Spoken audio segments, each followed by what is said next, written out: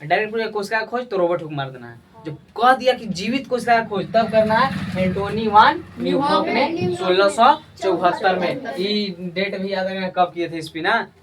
और मानव शरीर की सबसे छोटी कोशिका शुक्राणु और मानव शरीर की सबसे बड़ी कोशिका इसमें कंफ्यूज होता है। मार देते सबसे छोटी कोशिका माइक्रोप्लाज्मा, ये सबसे छोटी कोशिका ना है जी। और मानव शरीर में पूछे तो शुक्राणु अंडाणु बोलना है। अरे समझना दोनों बोल देगा नहीं, पूछेंगे सबसे छोटी तब शुक्राणु और सबसे बड़ी अंडाणु। और मानव शरीर की सबसे लंबी कोशिका तंत्रिका कोशिका।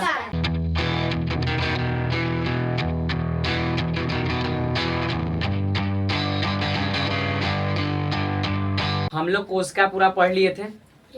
आज हम लोग देखते हैं कोशिका से ऑब्जेक्टिव क्वेश्चन। क्या देखते हैं? Objective question. कोशिका को इंग्लिश में क्या बोलते हैं जी? सेल। क्या बोलते हैं? सेल। सारा कोशिका से जितना था हम लोग सारा पढ़ लिए थे। अब कोशिका से आज हम लोग देखते हैं ऑब्जेक्टिव क्वेश्चन। क्या देखते हैं? Objective question. कितना बना है? तो हम लोग बनाया है 32। कितने बनाए हैं जी? 32 बनाया है। ये 32 मतलब याद कर लेना बहुत अच्छी तरह से। क्या? तो फर्स्ट में है सभी जीव किससे बने होते हैं जी? कोशिका से। सभी जीव किससे बने होते हैं? हाँ, छोटी छोटी कोशिका से सभी जीव बने होते हैं। उस समय भी बताया था जब कोशिका पढ़ा रहे थे तो ना ऐसे ही ऑब्जेक्टिव क्वेश्चन पूछता है सभी जीव किससे बने होते हैं? कोशिका से। छोटी छोटी कोशिका से। कोशिका के अध्ययन को क्या कहते हैं? साइटोलॉजी। क्या बोलते हैं? साइटोलॉजी। सर्वप्रथम कोशिका का खोज किसने किया था? Robert Hooke. किसने किया था? रॉबर्ट हुक ने किया था 1665 में। लेकिन यह मृत कोशिका का खोज किए थे। कैसी कोशिका का खोज किए थे? मृत कोशिका के। तो जीवित कोशिका का खोज किसने किया था जी? हाँ, एंटोनी वान न्यूहॉक ने। कब किए थे? 1674 में। कब किए थे? 1674 में। ऐसा ऑब्जेक्ट पूछा कोशिका का खोज किसने किया तो लिखना होगा रॉबर्ट हुक ने। आवाज नहीं करो। कौन किया था? रॉबर्ट हुक ने। जब ऐसे पूछ दिया कि जीवित कोशिका के सर्वप्रथम खोज किसने किया तो आएगा एंटोनी वान हुक ने। अरे समझना बोलो ना। हाँ, डायरेक्ट पूछे कोशिका का खोज तो रॉबर्ट हुक मार देना है। जब कह दिया कि जीवित कोशिका का खोज तब करना है एंटोनी वान न्यूहॉक ने 1674 में। ये डेट भी याद रखना कब किए थे इस पे ना। ये भी पूछता। आगे है कोशिकाओं की उत्पत्ति किससे होती है? पहले से मौजूद कोशिका से। पहले से जो कोशिका एक मौजूद है उसी ना कोशिका टूट टूट के बनता है। बोलो ना। तो यही पूछ रहा है कोशिका की उत्पत्ति किससे होती है? पहले से मौजूद कोशिका से। ऐसे में आगे है सबसे छोटी कोशिका माइकोप्लाज्मा। क्या होता है? माइकोप्लाज्मा।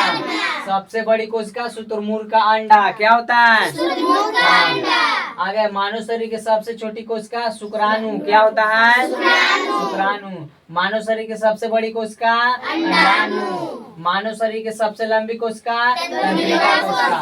यह पांचों बहुत वेरी वेरी इंपोर्टेंट है। इतना सारा अरे समझना ये सारा पूछता है। इसमें कंफ्यूज नहीं होना है। अगर पूछ दिया कि सबसे बड़ी कोशिका माइकोप्लाज्मा, चुप रहना।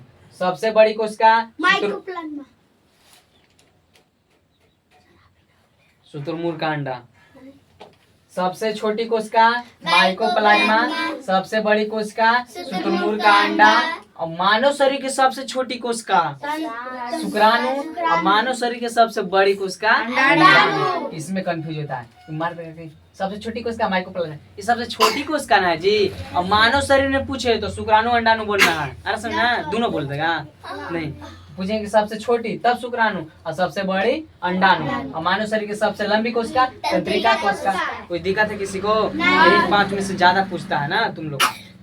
आगे देखो कोशिका झिल्ली किसमें पाई जाती है जी? जंतु तथा पादप दोनों में। जो है कोशिका झिल्ली है ना वो जंतु में भी पाया जाता है और पादप में भी पाया जाता है। जंतु मतलब जीव जंतु हम लोग और पादप मतलब पेड़ पौधा। बोलो ना। यस हाँ, सही से इसको रखो। जंतु मतलब हम लोग और पेड़ पौधा मतलब पादप। पादप को पेड़ पौधा बोलते हैं ना। कोशिका झिल्ली क्या होती है जी? अर्धपरागयम। क्या होती है कोशिका झिल्ली? कोशिका भित्ति किसमें पाई जाती है? पादप में। यहाँ से देखो कोशिका झिल्ली तो दोनों में पाया जाता है, जंतु और पादप दोनों में। लेकिन जो कोशिका भित्ति है ना सिर्फ किसमें पाया जाता है? पादप में। किसमें पाया जाता है? पादप में पाया जाता है। कोशिका भित्ति किसकी बनी होती है? सेल्यूलोज का। यह पूछता है कोशिका भित्ति किसकी बनी होती है? सेल्यूलोज का। किसकी बनी होती है? हाँ। कोशिका का दिमाग किसे कहते हैं? केंद्र को। ई और भी आई है।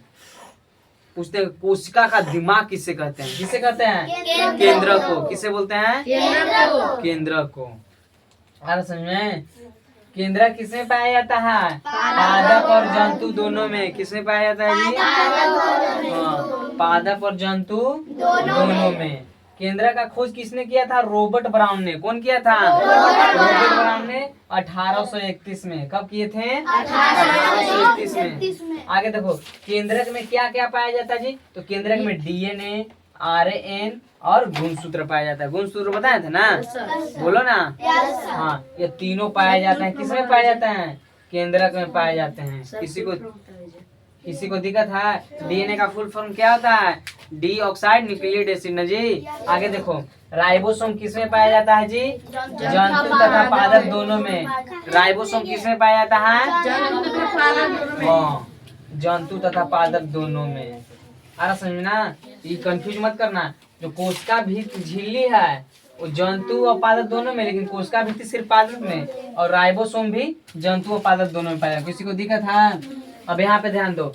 राइबोसोम का खोज किसने किया था? जॉर्ज पैलेट ने। कौन किया था जी? हाँ, राइबोसोम का। कोशिका का सबसे छोटा अंग कौन सा है? राइबोसोम। कोशिका का सबसे छोटा अंग राइबोसोम। कोशिका का सबसे छोटा अंग राइबोसोम ही है। अब प्रोटीन का फैक्ट्री किसे कहा जाता है? राइबोसोम को ही कहा जाता है। अरे सुनना, कोई पूछेगा प्रोटीन का फैक्ट्री किसे कहा जाता है? राइबोसोम को कहा जाता है। आगे कोशिका के अंदर पाचन का कार्य कौन करता है? लाइसोसोम। इसमें कंफ्यूज मत होना, यह राइबोसोम है, यह लाइसोसोम। बोलो ना। तो कोशिका के अंदर पाचन का कार्य कौन करता है? लाइसोसोम। लाइसोसोम का खोज किसने किया था? डी डुवे ने की थी। कौन की थी रे? बोलो ना। डी डुवे ने। अरे समझना। आगे है आत्महत्या की थैली किसे कहा जाता है? लाइसोसोम को ही कहा जाता है। आत्महत्या की थैली किसे कहा जाता है जी? लाइसोसोम को कहा जाता है। कोशिका विभाजन में सहायता कौन करता है? तारकाय। कोशिका विभाजन में सहायता कौन करता है? तारकाय। अगला चैप्टर है कोशिका विभाजन। तो कोशिका विभाजन में सहायता कौन करता है? तारकाय। जैसे एक कोशिका है, कोशिका से टूट के बनता है ना जी, कोशिका कोशिका कोशिका। तो ये जो विभाजन का काम कर रहा है, कौन कर रहा है विभाजन का काम? तारकाय। कौन कर रहा है? तारकाय। तारकाय किसमें पाया जाता है? केवल जंतु में पाया जाता है। तारकाय किसमें पाया जाता है? जंतु में पाया जाता है। जंतु मतलब हम लोग, गाय भैंस, बकरा बकरी। हाँ, बकरा बकरी। आ समझ में? बोलो ना। पेड़ पौधा में पाया जाएगा तारकाय? नहीं। तो देखो बजाएगी तुम। तारकाय किसमें पाया जाता है? केवल जंतु में। देखो जंतु में इसमें पाया, जंतु में, और कोशिका भी सिर्फ पादप में है कि ना? बाकी सब जंतु और पादप दोनों में पाया जाता है कि नहीं? आगे बोलो कोशिका रस किसे कहते हैं? रसधानी को। कोशिका का रस किसे कहते हैं जी? रसधानी को। राजधानी नहीं, रसधानी। रसधानी, हाँ, राजधानी को कहते हैं। राजधानी जंतुओं में छोटी होती है और पादप में बड़ी होती है। राजधानी जंतुओं में क्या होती है? छोटी। मतलब हम लोग में राजधानी क्या होता है? छोटा। लेकिन पेड़ पौधा में क्या होता है? बड़ा। राजधानी कैसी संरचना है? निर्जीव। राजधानी कैसी संरचना है जी? निर्जीव। निर्जीव किससे कहते हैं? जो जिसमें जान प्राण नहीं होता, एक स्थान से दूसरे स्थान तक नहीं जाता, वृद्धि नहीं करता, जनन नहीं करता, उसी को क्या बोलते हैं? निर्जीव कहते हैं। आगे लवक किसमें पाया जाता है जी? तो लवक केवल पादप में पाया जाता है और 3 प्रकार के होते हैं। लवक कितने प्रकार के? 3 प्रकार। किसमें पाया जाता है? केवल पादप में। तो